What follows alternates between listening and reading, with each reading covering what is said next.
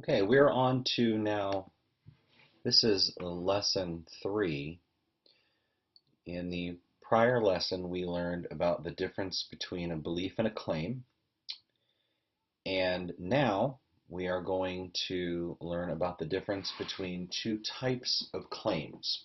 This is a very important distinction, by the way. I want you to be very clear about this. And I will explain to you in another lesson. I'll try to round out why all this is important.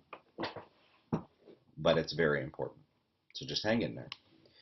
For now, before I bring that all home, I want to, or what we should go through, are the two types of claims. Now, remember, when I make a claim, I am making an assertion of something that I take to be true or false. I'm asserting what I believe.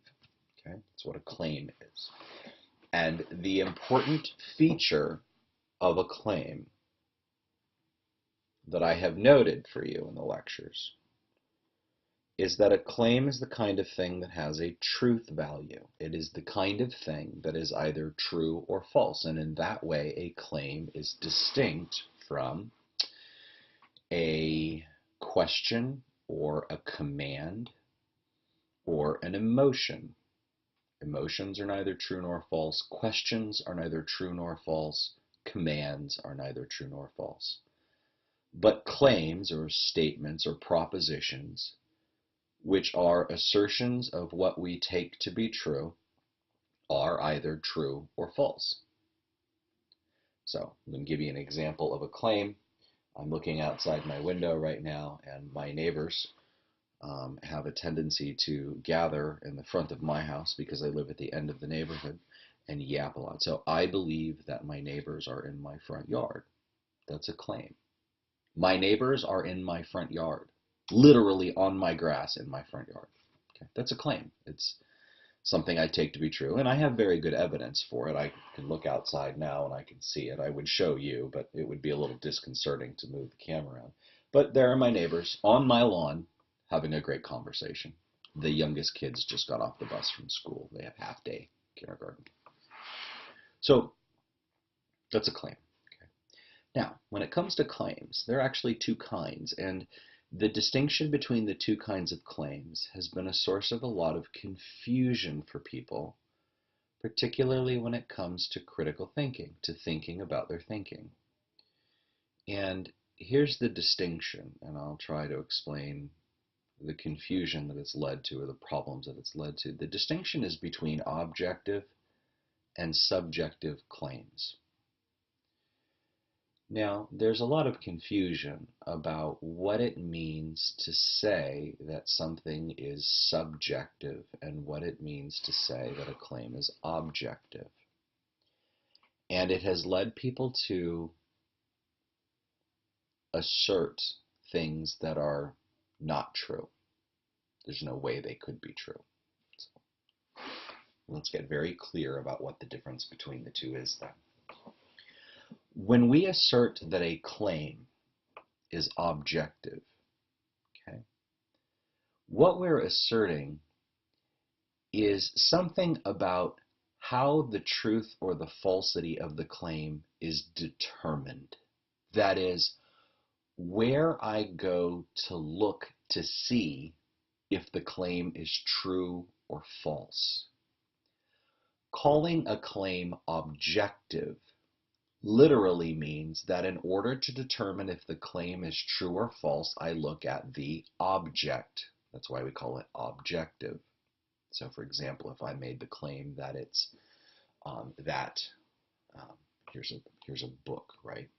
If I made a claim that the cover of this book, you can get it into the light here so you can see it, the cover of this book is red, that is an objective claim, because where I go to know, to determine the truth or the falsity of that claim is this book. It's this object.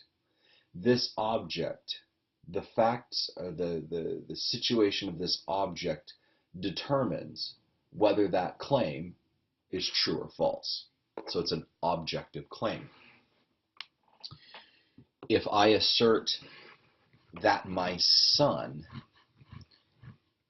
is 15 years old. My oldest son is 15 years old.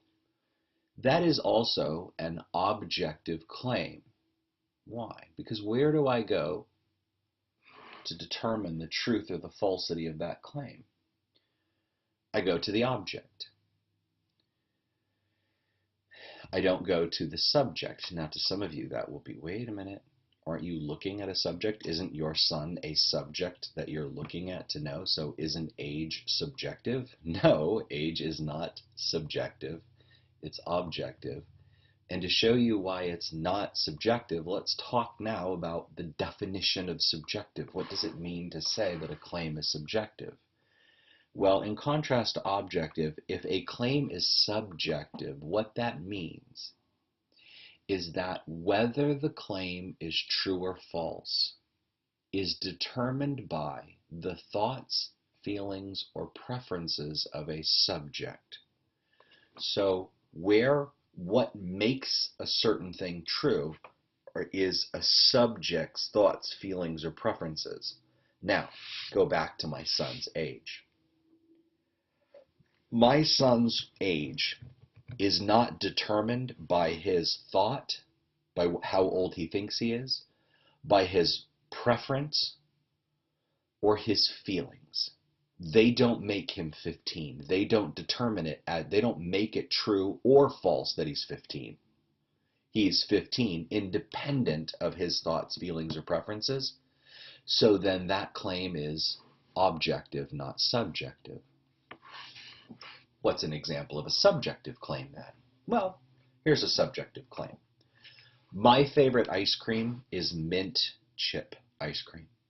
Now, I will specify for you that I'm quite particular about the kind of mint chip ice cream. Not all mint chips are created alike, and there are some that are better than others. Mint chocolate chip should be green, for one, not white, as some mint chips are. But it must also, it's in the chocolate. The chocolate should be the fine shavings of chocolate, not the large chunks of chocolate. Really, the latter should be referred to as mint chocolate chunk, not chocolate chip, fine shavings. So my favorite ice cream then is mint chocolate chip, fine shavings. That's a subjective claim. Why? Because what makes it true that mint chocolate chip is my favorite is my thought, feeling, or preference. My preference for it is what makes it true that it's my favorite. Anything that is made true or false by a particular subject's thoughts, feelings, or preferences, it's made true by the subject, it is then subjective. Okay, now you see where the term comes from, subjective. But if something is true or false, independent of a subject's thoughts, feelings, or preferences, if their thoughts, feelings, or preferences don't make it true or false, then it is objective. Okay? It really is where we go, what makes it true or false? Where do we look to what determines its truth or falsity? Remember, this book, this object determines the truth value of the claim that the book cover is read. But to determine whether mint chip is my favorite, where do I look? My thoughts, feelings, or preferences. Okay. Now, a couple things about subjective claims that you'll notice. Subjective claims are interesting in a couple of different ways. Number one, let's take mint chip ice cream. As I asserted that my favorite ice cream is mint chip ice cream, a number of you, some of you may have agreed with me, but many of you probably did not. When I say agreed with me, what I mean is you might have agreed that my favorite was mint chip, but what you disagreed with was that yours was not. You have a different ice cream that is your favorite, right? So now notice something about subjective claims. With a subjective claim, there can be as many true answers as there are subjects. So where I assert mint chip ice cream is my favorite ice cream, and you assert that Moose Tracks is your favorite ice cream, there are two correct answers to the question, what is your favorite ice cream, right? There's my favorite and there's your favorite. That's not the case with objective claims. If I ask what color the book cover is, and I assert red and you assert blue, there is only one correct answer given to us by the book, that it is red. If you got a color other than red, you got it wrong. You're false. But with subjective claims, there can be as many correct, different answers as there are subjects, as there are preferences or feelings. Okay? Now, here's the mistake a lot of people make with subjective then. A lot of folks treat subjective claims as things that don't have a truth value. I hear people say things like this. Well, that's all subjective. Here's the one they often treat this way. See if this is familiar to you. People talk about whether or not God exists. And say, well, that's all subjective. There's no right answer. Well, that doesn't actually make sense, and that misunderstands a number of different things, but one of the things that it misunderstands is the nature of a subjective claim. When we say that the claim is subjective, it doesn't mean that there's no right answer. If your favorite ice cream is Moose Tracks, and I say that your favorite ice cream, speaking about you, your favorite ice cream is vanilla bean, then I have said something false. Subjective doesn't mean there's no right answer. It means that what makes it the right answer is just a person's thoughts, feelings, or preferences. And it means that there can be multiple right answers. But it also means that there can be wrong answers. To say that something is subjective is not to say there's no answer. You can still get subjective things wrong, okay? It's just that where we go to know that it's wrong is a subject's thoughts, feelings, or preferences. Now here's the other hitch about subjective claims. Unless I accurately report my subjective preferences, my subjective beliefs, unless I accurately make a subjective claim, you have no idea whether it's true or false, outside of my saying it. Because there's nothing objective, independent of my feelings, you can't see my feelings, you can't see my preferences outside of my expressing them, right?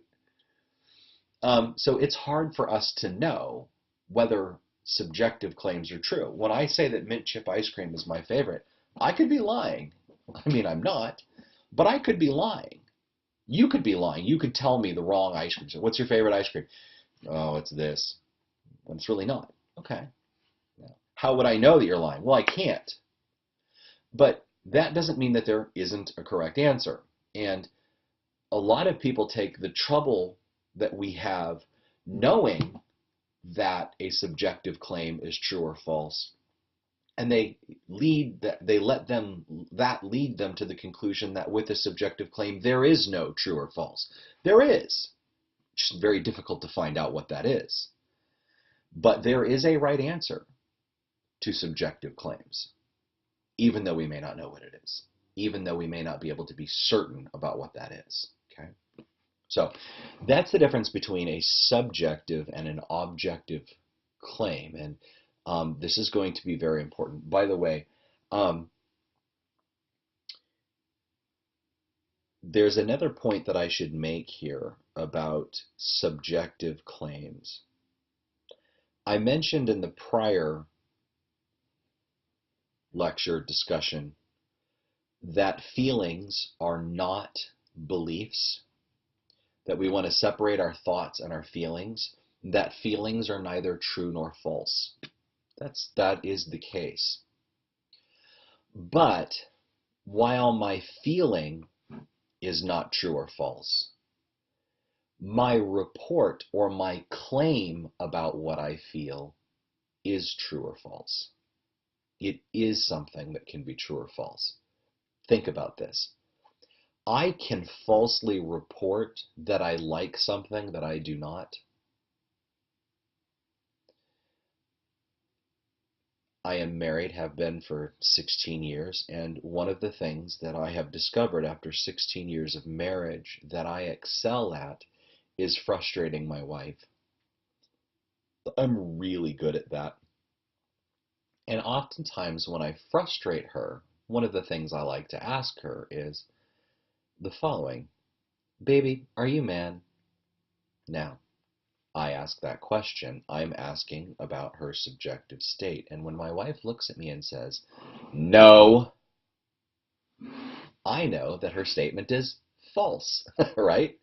It's not true. I know she's mad at me, okay? Now, her claim, I'm not mad, is subjective. It's made true or false by her thoughts, feelings, or preferences. And when she asserts, I'm not mad, I know it's false because I know that's not how she feels, okay? She is mad. I know she's mad. We all know she's mad. Anybody who's anywhere near her, the dog knows she's mad, okay? Dogs have a sixth sense about that, okay? But subjective claims, or claims about our emotions, are the kinds of things that can be true or false. So they are subjective claims. Now remember, all claims are, what's important about a claim is that it has a truth value. And subjective claims also have a truth value. It will have more than one truth value. It will have as many as there are subjects, potentially.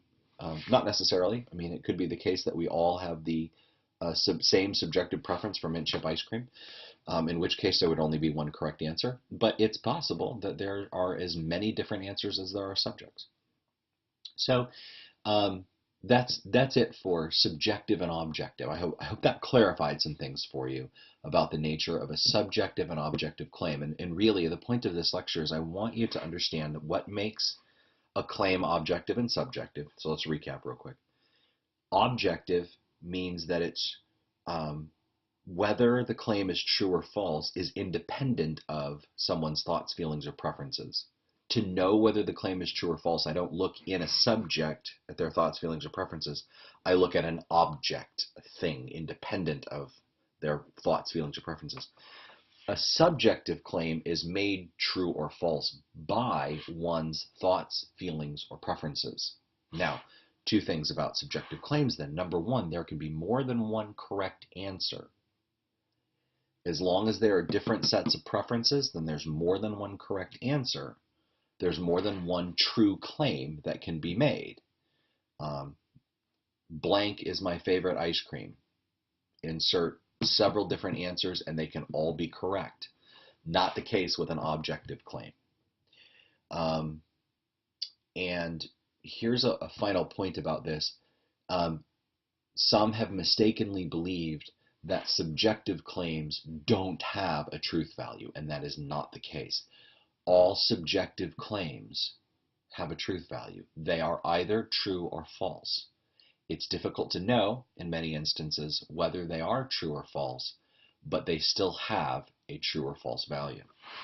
By the way, on this, one of the claims that confuses people is the claim, God exists. And a lot of times I like to quiz my classes with this one. It's in your book, but I like to quiz my classes on, is that claim subjective or objective? And a lot of people will report that God exists is a belief that we have. And so when I express the claim God exists, they say what I'm asserting is subjective. And the reason why, and that's a mistake, God exists is an objective claim. It is not subjective. Here's why. I don't make God exist or not exist based on my thoughts, feelings, or preferences. God doesn't exist because I prefer God exist, and God doesn't not exist because I prefer God not exist. My feelings don't determine whether or not God exists. Now, Is it true that we all have different beliefs about it? Sure. Do we know the right answer there? No one definitively knows. If we did, then people of faith wouldn't have a faith. They would know it. They wouldn't have a faith. But um, we'll leave that alone for a second.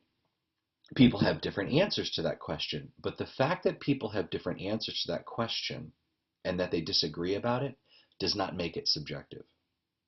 Okay? The fact of disagreement about something is not what makes it subjective. The fact that people give more than one answer to the question is not what makes it subjective. It's whether there is one answer or not. And whether or not God exists is not determined by my thoughts, my feelings, or my preferences. If God exists irrespective of how I feel. Consider the parallel whether or not there is life on Mars. I don't know if there's life on Mars. Some people believe there is, some people believe there isn't. Either way, it's an objective claim that there is life on Mars or that there is not life on Mars. It's objective claim because I don't make there be life on Mars because I want there to be or because I prefer there to be. Life on Mars exists or does not exist independent of what I think or feel on the matter. My feelings don't make it true or false. Okay? All right, so that's the difference that we are concerned with in this class between subjective